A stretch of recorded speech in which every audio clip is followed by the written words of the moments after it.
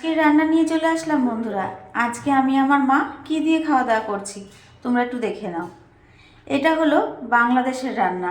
আমার মা খুব করতো আর ছোটোবেলায় খুব খেতাম। যাই হোক, আমরা মাঝে মাঝে এটা খাই, তাই ভাবলাম তোমাদের সামনে দেখাই কিভাবে এটা রান্না করব। তোমরা যদি কেউ খেয়ে থাকো তো খুবই ভালো কথা, আমাকে কমেন্ট করে বলবে কে খেয়েছো। আর যে খাওনি এখনও সে একদিন করে খাবে, খুব ভালো লাগবে। আমার তো খুবই ভালো লাগে। কি করেছি দেখো, মুসুরি ডালটাকে ভিজিয়ে রেখেছিলাম কিছুক্ষণ, তারপর বেটে নিয়েছি। সে মিক্সিতে বাটতে পারো, শিলনোড়ায় বাটতে পারো, যার যেটা ইচ্ছা সেটাই বাটবে। ঠিক আছে, বেটে নিলে বাটার পরে তোমার একটা দুটো যেমন যে ঝাল খাও কাঁচা লঙ্কা দিয়ে এটা বাটবে।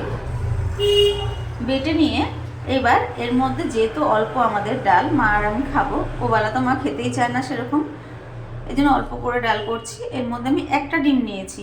তোমাদের যদি পরিবারে বেশি লোক থাকে, বেশি করো, তাহলে ওর মধ্যে দুটো তিনটে, সেই ডাল যতটা আছে সেইভাবে আইডিয়া করে ডিম নেবে। এর মধ্যে একটু নুন দিয়ে দিয়েছি, একটু হলুদের গুঁড়ো দিয়ে দিয়েছি। এবার এটাকে আমি পুরো এরকম ফেটিয়ে নেব।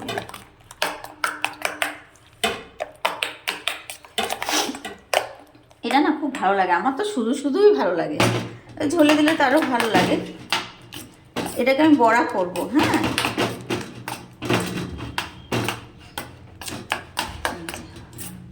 এটাকে পুরো মেখে নেবে।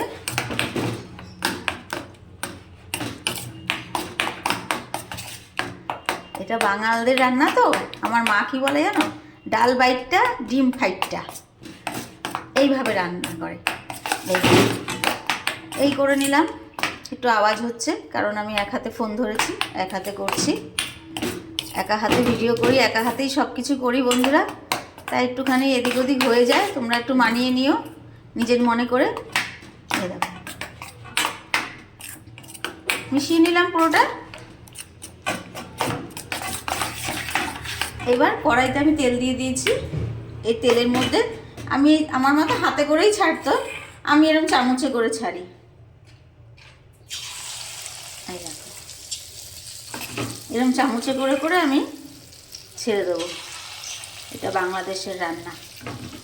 আমার মা হচ্ছে ঢাকার লোক, আর আমার বাবার দেশ ছিল ফরিদপুর।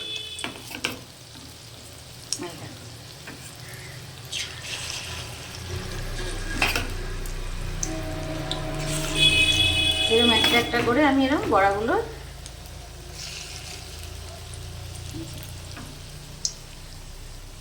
এইভাবে বড়াগুলো করে নেবো, করে তুলে রাখবো।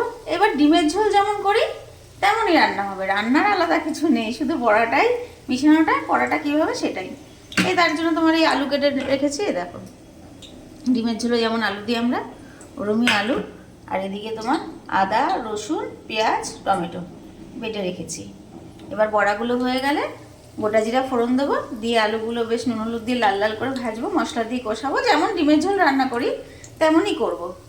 করে আলু সিদ্ধ হয়ে গেল, ঝোলটাও কমে আসবে, নামানোর আগে বড়াগুলো দিয়ে দেবো।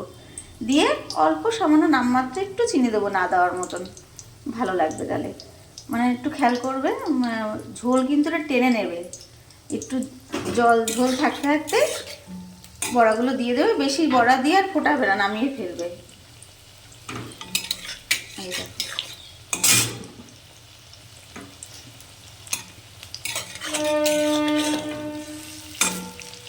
এরকম সব ফুলে যাবে, ডিম দেওয়া তো।